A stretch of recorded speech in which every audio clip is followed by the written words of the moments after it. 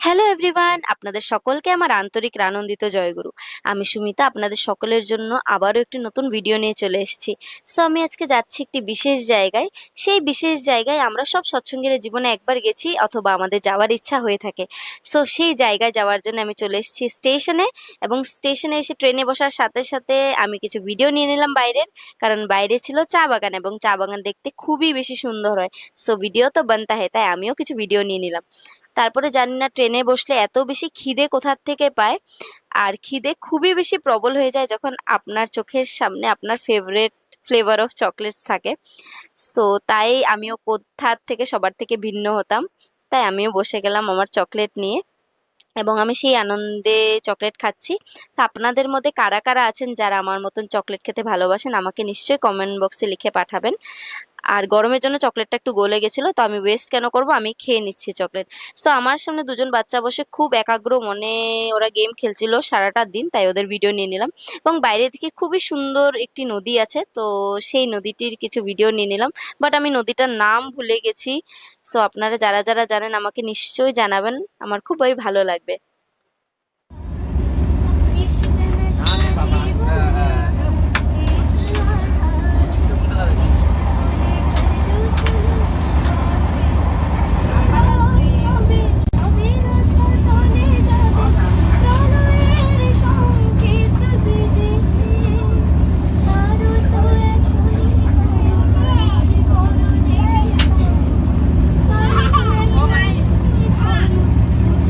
So সন্ধ্যার পরে আমার সামনে সিটে দুজন আঙ্কেল আন্টি বসেছিলেন।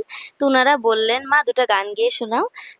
আমরা তোমার গান শুনেছি ইউটিউবে, আমি তো খুব আনন্দে গান গান গেয়ে শুনিয়েছি ওনাদের। काम क्रोध मद लोभ सब विधि अवगुण हार मैं प्रभु। সো সকাল হয়ে গেল, ভোরের প্রার্থনা করার পরে আমরা অলমোস্ট পেয়ে গেছি সেই বিশেষ জায়গায়।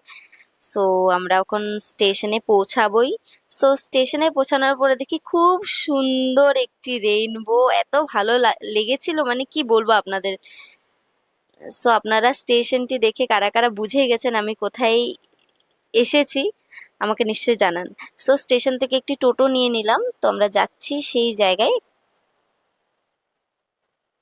সো দেখতে পাচ্ছেন ওয়েদার খুবই ভালো, এমন লাগছে ওয়েদারও ওয়েলকাম করছে। সো ভীষণ হ্যাপি, মানে হ্যাপি জার্নি হয়েছে।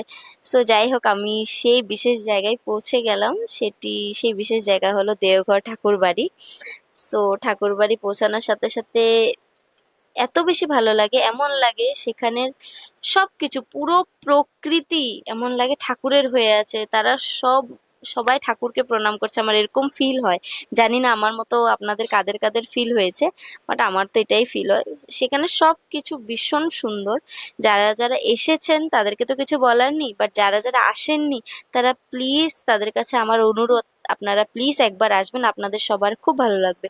সো আমি রেডি হয়ে চলে এসেছি ঠাকুর বাড়ি, এবং চারিদিকে ঘোরাঘুরি করছি ঠাকুর প্রণাম করার পরে।